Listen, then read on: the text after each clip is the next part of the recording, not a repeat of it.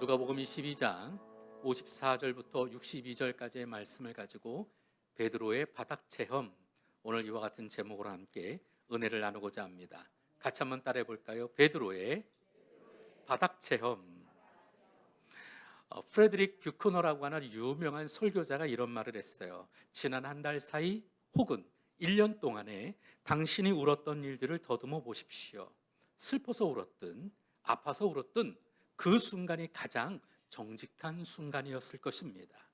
또한 그 시간은 오랫동안 잊고 있었던 당신의 뿌리를 어루만지는 시간이 되었을 것입니다.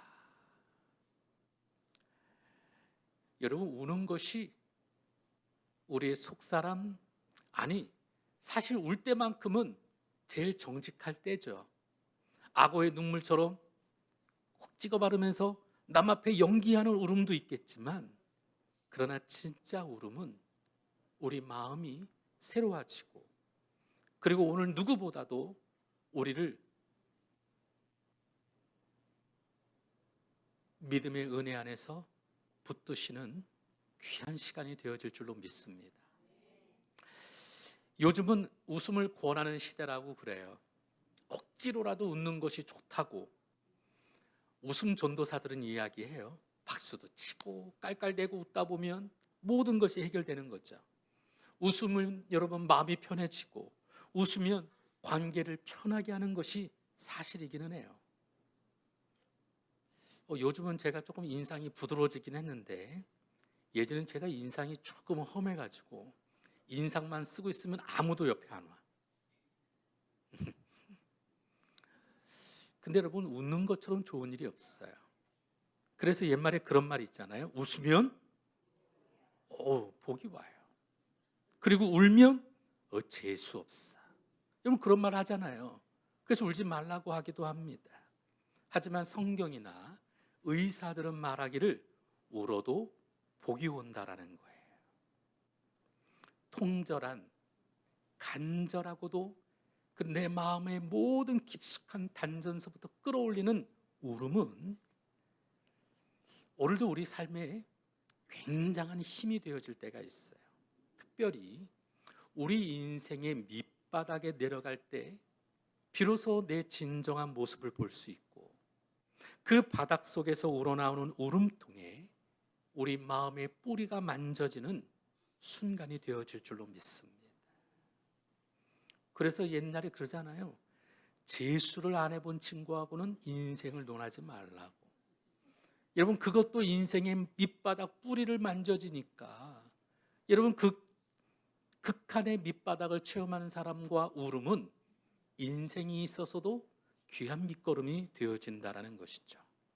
저는 오늘 특별히 지난 금요일에 베드로의 이야기에 이어서 오늘 이 베드로가 끝까지 내려갔던 바닥 체험을 통해 하나님의 크신 위로와 사랑을 경험했던, 그리고 오늘도 우리에게 주시는 하나님의 위로와 평강이 넘쳐나게 되기를 주 이름으로 축원합니다. 이 베드로의 바닥 체험은 무엇보다 눈물이 주는 축복이었습니다. 같이 한번 따라해 볼까요? 눈물이 주는 축복. 겟세마네 동산에서 예수님이 체포되실 당시에 수제자 베드로는 깜쪽같이 사라져요. 여러분, 성경을 읽어보세요. 예수님께서 여러분 마지막 유월절 만찬 때만 해도 여러분 베드로가 어때요? 주님, 그런 말 하지 마세요. 누가 주님을 체포한다고 그래요? 내가 다 막을 거예요. 내가 가만히 안 있어요. 그러면서 칼을 갖다가 휙 뽑잖아요. 나 이런 사람이에요. 성격도 급하고 그냥 자기 잘났다고 그렇게 말하던 베드로. 근데 예수님이 딱 체포가 되니까 온데간데 없이 사라지고, 오늘 예수님께서 대제사장의 가야바의 집에 앞들에서 고문당하다가 이송될 때 베드로가 등장합니다. 오늘 성경의 54절에는 멀찍이 따라가더라. 한번 따라해 보실래요? 멀찍이 따라가니라. 그때 모닥불에서 불을 쬐고 있을 때 어린 한 여종이 베드로를 유심히 살펴보다가 말합니다. 이 사람도 그 일당인데 그때 베드로가 손살을 치며 아니야 내가 얼굴이 흔해 잘못 봤어. 조금 있다가 어떤 사람이 또 말합니다. 이 사람 갈릴리에서 함께 다니던 그 사람인데. 그때 베드로가 아이고 이 사람들아 잘못 봤다니까 나 그런 사람 아니야. 또 부인합니다. 예수님을 3번이나 모른다고 잡아떼고 말죠. 그의 생애에 있어서 두고두고 후회할 일이었습니다. 마침 그곳에서 신문을 마치고 예수님께서 나오시며 베드로와 눈이 딱 마주쳤어요. 예수님이 뭐라고 하지도 않으셨어요. 근데 죄진 놈이 알잖아요. 죄진 놈이 알아요, 몰라요? 예수님께서 내가 닭이 울기 전에 3번 나를 부인하리라. 이게 몇 시간 전이었어요. 그러니 베드로는 손살을 치며 절대로 그러지 않겠다고, 내가 어떻게 예수님을 부인하겠습니까? 라고 얘기했던 그가 예수님하고 눈이 마주치자 알았어요. 그래서 예수님이 뭐라고 하지는 않았지만 혼자서 밖에 나가 심히 통곡하게 됩니다. 자기의 밑바닥을 봤어요. 본인의 민낯을 보았습니다. 이전에는 미처 알지 못했던 자신의 모습을 보았어요. 프랑스의 노벨상 수상 작가인 프랑스와 모리악이라는 분이 쓴 예수라는 책이 있어요. 예수님의 생애에 대한 책을 썼는데 그 중에 오늘 본문의 내용과 같은 이 베드로의 이야기를 이렇게 표현합니다. 그는 자기 얼굴을 양손에 묻고 밖으로 나가 이 세상에 태어난 이래 흘렸던 눈물보다 더 많은 눈물을 흘렸다. 자기 자신의 밑바닥까지 내려갔으니, 자신의 참 모습을 봤으니 울 수밖에 없었던 거죠. 얼마나 울었을까요? 평생 울었던 것보다 많이 울었다는 거예요. 오늘도 우리 반주하는 이다혜 자매님의, 이다혜 집사의 우리 첫째 유나가 오늘 기도받으러 왔어요. 100일. 태어난 지 이제 100일 됐어. 그래가지고는 와가지고 기도받는데 닭똥 같은 눈물이 그냥 툭툭툭툭툭. 아니 어린 녀석이 어쩜 그렇게 눈물이 그냥 막 쏟아지냐고. 또 그 눈물을 또 막 배가 고팠는지 또 막 뭐가 짭짤하니 또 막 또 울다가 또 그것을 또 맛보며 입을 또 다셔요. 베드로는 여러분 얼마나 울었을까요? 그렇다고 꼭 우는 것이 중요한 것은 아닐 것 같아요. 대부분 밑바닥이라고 하는 곳에서 흘리는 것은 눈물이 수반하죠. 부끄럽기도 하고 회한의 통한의 눈물이 되기도 하고 그리고 자복의 눈물이 되기도 하고. 근데 여러분 이 밑바닥에서 눈물을 흘릴 때 주님과의 만남이 시작됩니다. 이 밑바닥에서의 만남이 아니면 사실 오늘 우리가 아는 것은 피상적인 수준에 머무를 수밖에 없어요. 사람도 마찬가지죠. 사실 진짜 백이 오늘도 그 사람의 눈물, 콧물까지도 다 흘리는 모습을 보며 그 사람의 모든 이야기를 내가 다 듣는다면 여러분 내가 어떻게 사랑하지 않을 수 있겠어요? 종종 주님께서도 오늘도 우리가 주님과의 사이가 겉돌 때 우리를 눈물불 흘리는 그런 자리로 이끄실 때가 있어요. 성경에 보면 다윗이라는 사람이 그렇습니다. 사울 왕의 사위였고 골리앗 장군을 이기며 많은 사람들한테 칭송을 받던 다윗. 근데 어느 날 갑자기 도망자 신세가 되어졌습니다. 어디에 머리 둘 곳도 없이 늘 피해 다니던 그때였어요. 그가 이런 고백을 합니다. 시편 6편 6절 말씀 함께 읽어볼까요? 시작. 내가 탄식함으로 눈물로 내 침상을 띄우며 내 요를 적시나이다. 이렇게 바닥에 내려가 하나님 앞에 엎드리며 철저히 의뢰할 때 그는 하나님 마음에 합한 사람으로 변화된 줄로 믿습니다. 하나님 아버지와 늘 하나이셨던 예수님은 어떠셨을까요? 예수님도 역시 비슷한 이야기를 합니다. 히브리서 5장 7절 말씀 함께 읽습니다. 시작. 그가 계실 때에 자기를 죽음에서 능히 구원하실 이에게 심한 통곡과 눈물로 간구와 소원을 올렸고 그의 경건하심으로 말미암아 예수님도 육체에 계실 때에 자기를 죽음에서 능히 구원하실 이에게, 누구에게? 하나님께 심한 통곡과 눈물로 간구와 소원을 올렸다라는 거예요. 주님 역시 하나님이셨지만 그분 역시 눈물 어린 믿음의 기도가 있었다라는 것이죠. 황금잎을 가진 설교자 크리스토스톰은 이런 이야기를 했습니다. 죄의 불꽃이 아무리 강렬하다 해도 눈물 앞에서는 맥을 못 춘다. 왜냐하면 눈물은 허무의 용광로를 끄며 죄의 상처를 깨끗하게 하기 때문이다.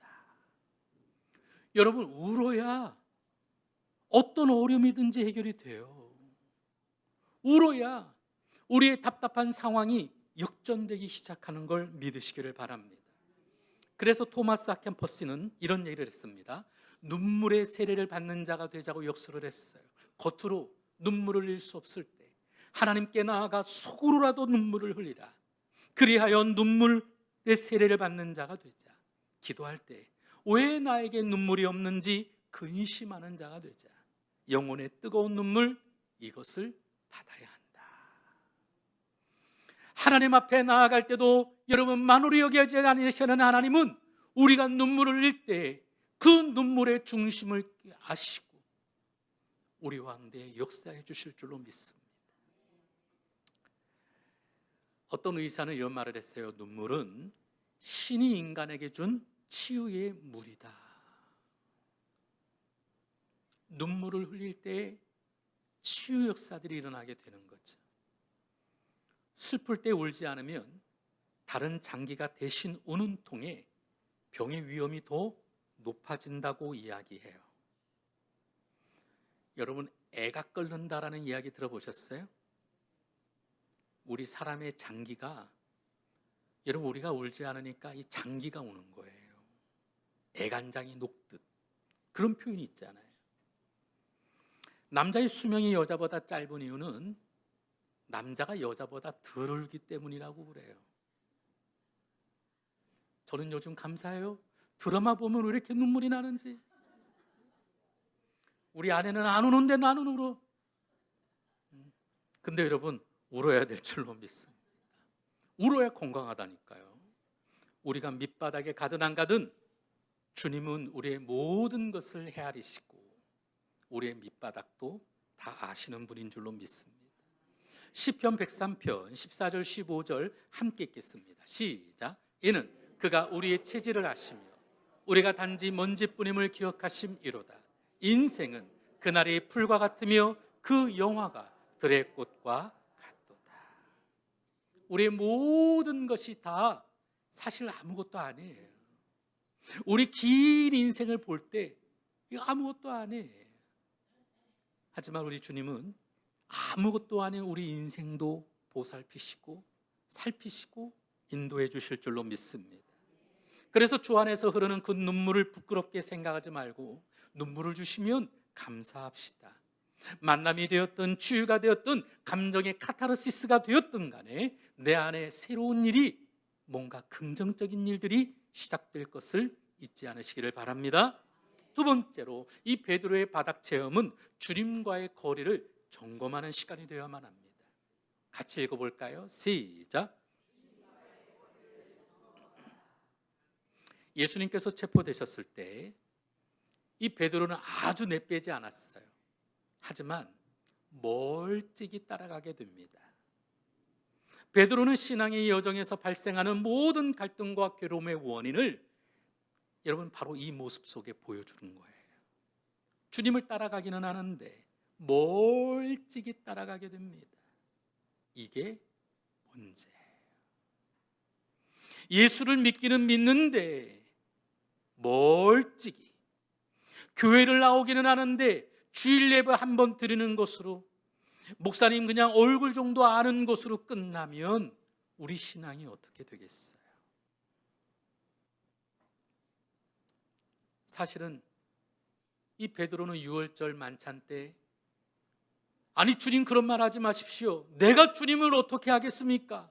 내가 이 칼이라도 뽑아서 내가 사람들을 막겠습니다. 아니면 내가 주님 대신 잡혀가겠습니다. 이렇게 호기롭게 외쳤던 베드로인데 저를 봐주세요. 자신의 안전을 위해서, 안위를 위해서 그냥 내빼고 말았어요. 그리고 멀찍이 따라가다가 예수님께서 고문당하시던 그 대제사장님의 뜰까지 다가가게 돼요. 아니 왜 호랑이 굴에는 왜 따라갔을까? 그리고 거기서 한 계집 여종이 이 사람 아는데요 라는 말에 손살에 치며 부인했던 그 모든 것, 왜 그랬을까요? 어떤 신학자가 아주 일리 있는 이야기를 합니다. 예수님이 나중에 어떻게 하시나 보려고 따라갔다는 거예요. 손을 두며 따라갔던 이유 중에 하나는 예수님이 허무하게 무너질 뿐이 아니시잖아요. 그러잖아요. 제자들한테도 그런 말 했어요. 야, 내가 3일만 있으면 이 성전도 지을 수 있어. 그랬던 분이시잖아요. 나는 하나님의 아들이야. 손을 얹은 즉 사람이 치유되어지고, 죽은 자가 살아나고, 각색 병든 사람들이 치유되어지고, 12해를 앓았던 그 혈루증의 여인이 출원받고, 죽은 자가 살아나고, 놀라운 일들이 변했습니다. 눈먼 자도 뜨고 안순뱅이도 일어나고 별의별 일들이 다 일어났어요. 그랬으니 베드로가 본 게 있으니까 뭔가 반전이 있겠지.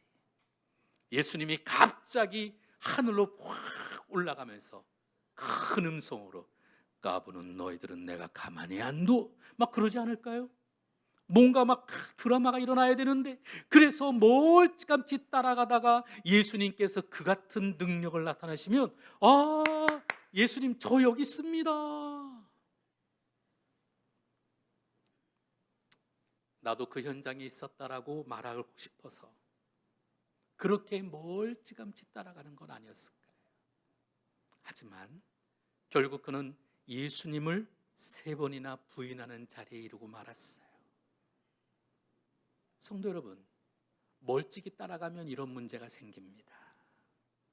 우리는 멀찍이 말고 바짝 붙어야 될 줄로 믿습니다.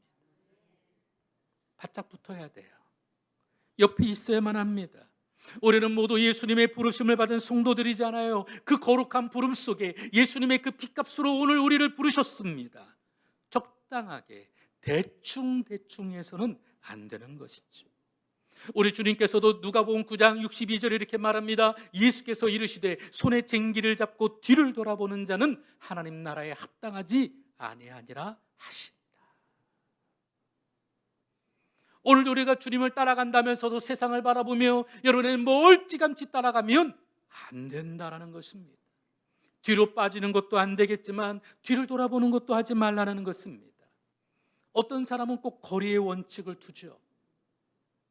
우리 어릴 때도 그런 얘기 많이 듣지 않았나요? 교회 나간다 그러면 그냥 예배만 드리고 교회 가서 좋은 말씀 드리고 맛있는 거 주면 먹고 선물 주면 받고 그러면 돼. 너무 깊이 빠지면 안 돼.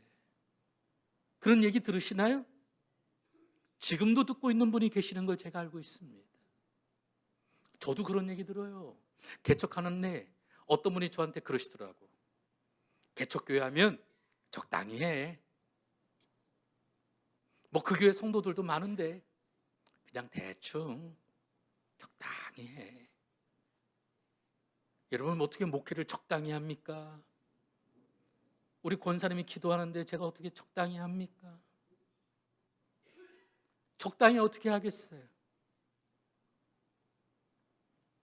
신명기 30장 20절 이하에 내 하나님 야훼를 사랑하고 그의 말씀을 청종하며 또 그를 의지하라. 한번 읽어보겠습니다. 시작.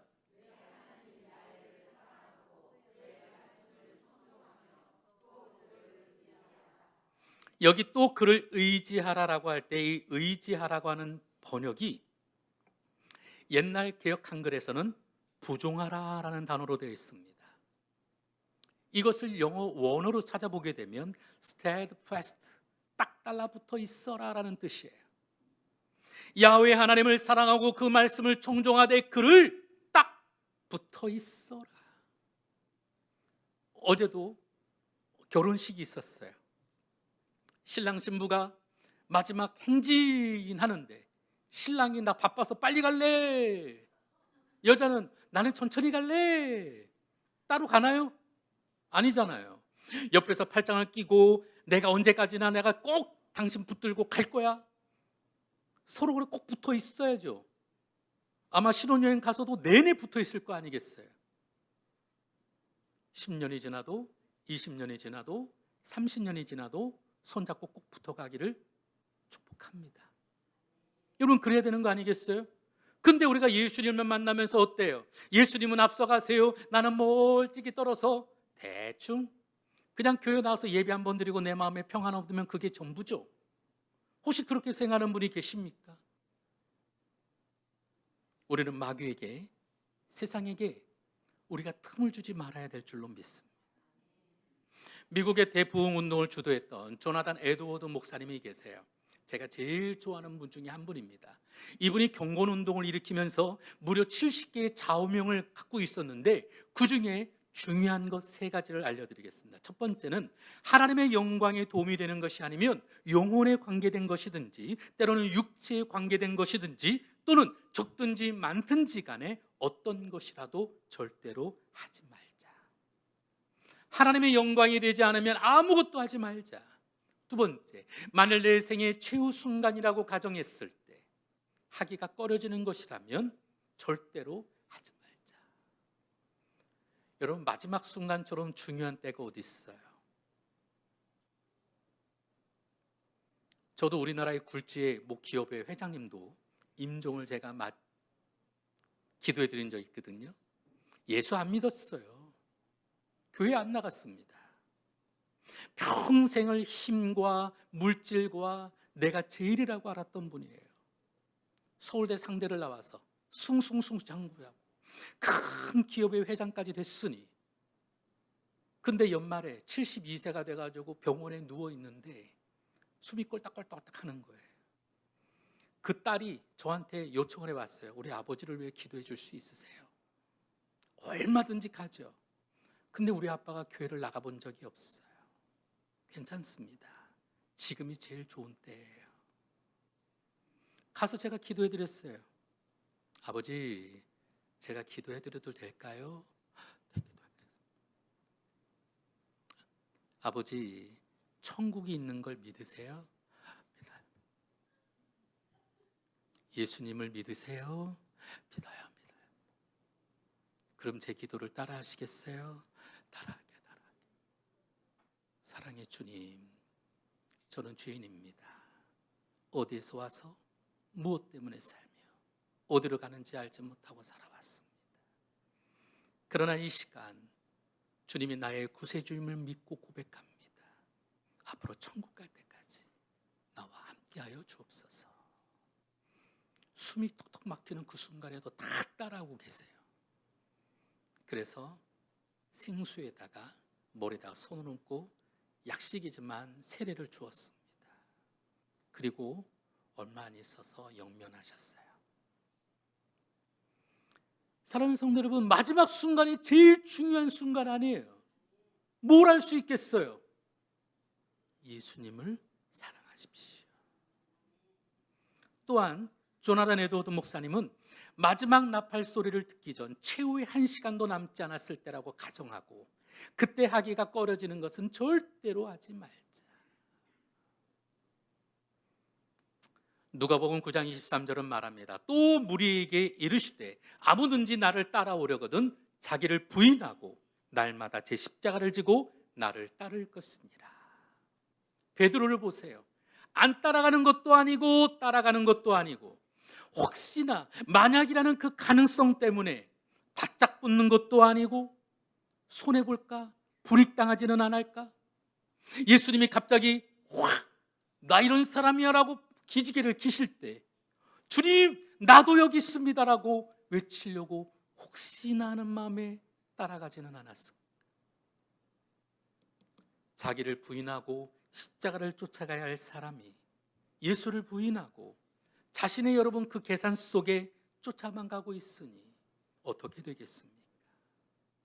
사랑하는 성도 여러분, 주님과의 거리 여러분 좁히시기를 바랍니다. 멀찍이 떨어가지 마시고 가까이 주님을 따라가시기를 주의 이름으로 축원합니다. 축원합니다. 마지막 세 번째로 베드로의 바닥 체험은 어떤 불을 쬐고 있는가의 문제. 같이 읽어볼까요? 시작. 어떤 불을 쬐고 있는가의 문제. 6월절 절기를 치르는 예루살렘은 3월에서 4월이었어요. 우리나라도 봄이 되면 일교차가 커집니다. 그래서 가을보다는 이 봄에 훨씬 춥죠. 저도 군대 3월 군번이거든요. 얼마나 추웠는지 몰라요. 아니 겨울도 아니어가지고 깔깔이도 안 주고 그냥 겉옷 하나 입고서는 훈련 받는데 밤에 보초를 쓰라고 나가는데 얼마나 추운지 몰라요. 한겨울하고 비슷해요. 그러니까 다들 그냥 콧물 질질질 흐르고 이 3월이 되면 춥습니다. 그래서 밤이 되면 모닥불을 지펴요. 이 베드로가 대제사장의 그 집안의 뜰 안에 있었던 모닥불 얼마나 온기가 좋았을까요? 멀찌감치 있어도 불을 쬐고 있으니까 그냥 슬쩍 가가지고 좋다 그러고 있지 않았겠어요? 좋다 하는 그 순간 예수님이 계셨을까요? 안 계셨을까요? 예수님은 멀찍이서 고문받고 계셨습니다. 베드로가 그 불 쬐던 그곳에 예수님은 안 계셨어요. 사실 이 불이라고 하는 것이 처음에는 따스한 온기를 줍니다. 그러나 이 주변에 옹기종기 모여든 사람들은 어때요? 시간이 지나가면 호구조사하기 마련입니다. 내가 너 아는데? 너 어느 학교 나왔어? 너 어디 다녀? 나이는 어떻게 돼? 그래? 민증 까볼까? 우리 그러잖아요. 그래 안 그래요? 사람들이 만나고 온기 속에 옹기종기 모이면 다 그렇죠. 소속 확인이 들어옵니다. 너 누구 편이지? 우리 장로님도 소속 확인 저한테 하셨거든요. 목사님은 보수예요? 진보세요?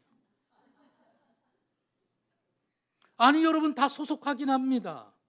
나 누군지. 여러분 세상 사람들 모이기만 하면 다 모이면 통성명하고 고향이 어디고 고등학교는 어디 나오고 학교는 뭐 했고 여러분 질문하면서 다 호구조사하면서 내 편인지 네 편인지 남의 편인지 어떤 편인지 다 따지잖아요. 그래 안 그래요? 우리는 안 그러시는구나. 목사들도 따져요. 목사들도 만나면 신학교 어디 나왔는지 전공은 뭘 했는지 학위는 있는지 없는지 어디에서 목회하는지 성도들은 몇 명인지 다 따집니다. 세상 것들이 주는 처음의 유익은 재미도 있고 그리고 어느 정도 우리 가운데 기쁨도 있습니다. 하지만 시간이 지나면 곧바로 확인이 되어집니다. 너는 누구 편이냐? 회사의 회식 자리에도 사업하는 방법 속에서도 세상과의 관계 속에서도 세상 꼭 대가를 요구합니다. 우리 덕을 보려면 너 어느 노선인지 어디 선에 있는지 분명히 해야 돼. 그래 내가 너 도와주지. 세상은 베드로를 적당히 두지 않았습니다. 불을 쬐고 있는 그때 당신 어디 소속이야? 자신의 일신 때문에 세상에 불이 주는 그 온기를 놓치고 싶지 않아서 소속을 흐리게 되면 그 결과는 언제나 통곡밖에는 없습니다. 지금 여러분들이 쬐고 있는 불은 어떤 불이십니까? 예수님이 함께 하시고 계시는 불입니까? 아니면 예수님을 모른다고 손살에 치는 불이십니까? 멀찍이 따라가는 것도 문제지만 예수님 없이 불을 쬐다가는 세상에 큰 코 닥치고 마는 것이 오늘 우리들의 현실입니다. 저를 좀 봐주세요. 저는 성남에서 16년 동안 성남 이공단에, 여러분 성남 공단 아시죠? 거기에 베가텍이라고 하는 회사와 GSNT 그리고 주식회사 한샘 비롯한 총 6개의 회사가 연합된 신우회를 맡고 있었어요. 제가 성령교회를 그만두고서도 10년이 넘도록 신우회를 담당했습니다. 매달 첫째 주 월요일마다 와서 예배를 드렸어요. 그때 이 신우회가 점점 커지면서 우리 신우회에 소속되어 있는 많은 사람들을 찾아다니면서 제가 상담도 하고 예배도 드렸는데, 한 형제 이야기예요.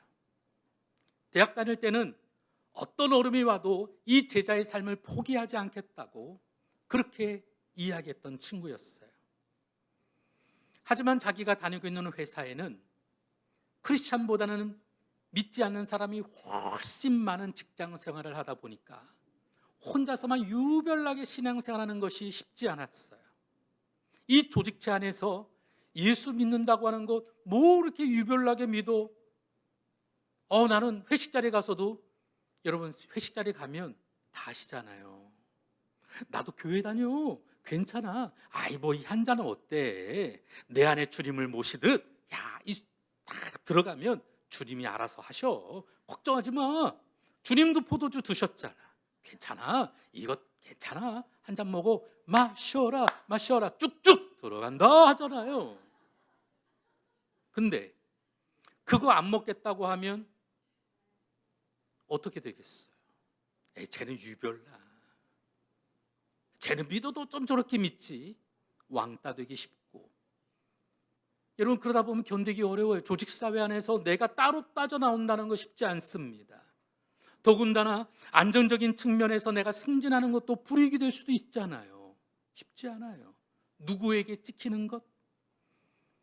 그러다 보니까 뭔가 밀릴 수도 있고, 내가 쟁기는 들었지만 자꾸 돌아볼 수밖에 없는 그런 상황에 놓이고,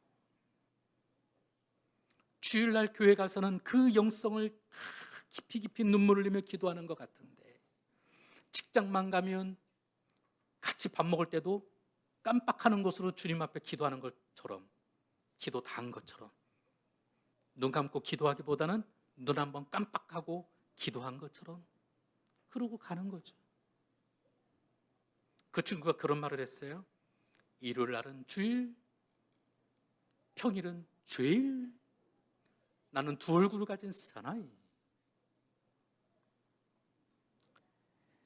이랜드의 박성수 회장이 이런 말을 했습니다. 세상의 압력에 밀리지 않고 이런 욕구들을 채우려면 반드시 하나님과의 깊은 교제, 즉 말씀 묵상과 기도의 시간이 있어야 한다.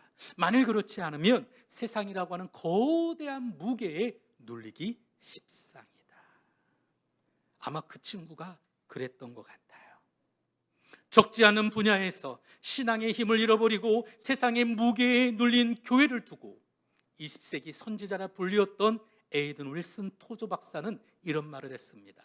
세상과 불화하라. 겁먹지 말고 당당히 맞서라. 이 토조 박사는 이런 말을 해요.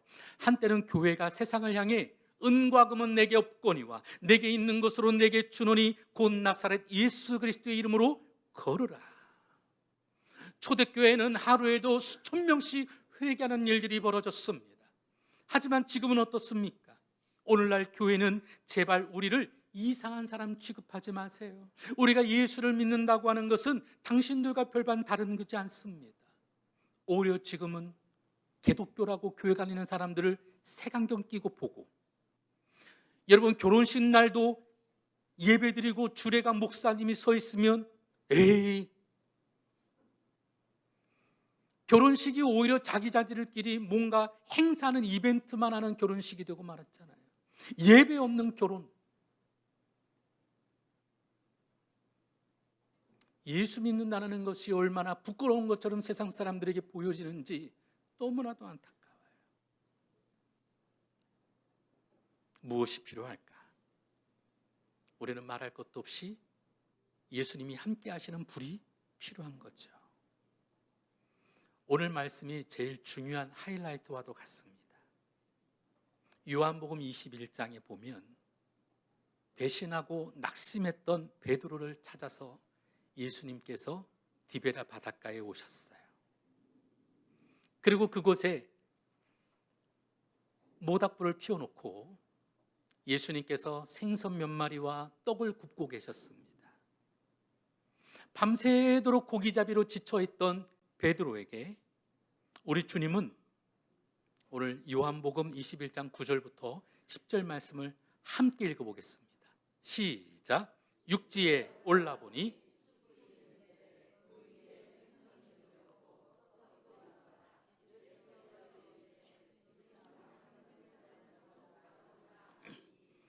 올라보니 숯불이 있는데 그 위에 생선이 놓였고 떡도 있더라. 예수께서 이르시되 지금 잡은 생선을 좀 가져오라 하시니 예수님 눈 마주치고 부끄러워서 통곡하던 베드로, 밑바닥까지 보았던 자기가 어떻게 내가 주의 일을 감당할 수 있습니까? 내가 어떻게 수제자가 될 수 있겠습니까? 주님이 안 계시니 모든 것을 포기하고 나는 고기 잡으러 가련다. 그리고 다시 갈릴리 바다에 가서 고기를 잡고 있을 때였습니다. 주님이 오셔서 아야 이리 오너라. 너 생선 잡은 것 좀 가져와라. 여기 오늘 떡도 있고 생선도 있는데 우리 같이 먹자꾸나. 여러분, 죄진 놈한테 여러분 같이 밥 먹자고 그러면 여러분 이거 쉬운 일이겠어요? 밥이 넘어갑니까? 또 통곡할 수밖에 없죠. 그때 우리 주님이 물어봤습니다. 내가 아직도 나를 사랑하니? 꺼이꺼이 울면서 베드로가 그랬을 거예요. 주님 아시잖아요. 그치? 네가 나 사랑하니? 아우 자꾸 물어보세요. 아시잖아요. 그래, 정말 나 사랑하니? 베드로의 마음이 회복하게 됩니다.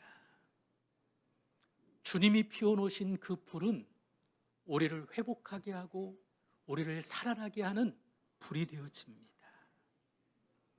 사랑하는 성도 여러분, 세상의 불의 온기 속에 우리가 적당히 좋아서 즐기는 것은 얼마든지 괜찮습니다. 하지만 멀찌감치 예수를 따라가듯 여러분 그곳에는 아무것도 일어나지 않습니다. 예수님의 불이 우리 가운데는 있어야만 합니다. 그곳은 회복의 불이요, 치료의 불이요, 우리가 이 세상을 살아가는 영적인 힘을 얻는 축복의 불이 되어질 줄로 믿습니다.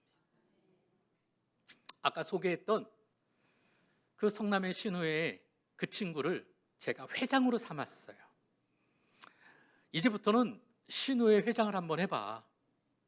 목사님 아시잖아요. 제가 어떻게 해요? 못해요. 하지만 제가 간절히 기도하면서 그 친구를 신우의 회장으로 세웠어요.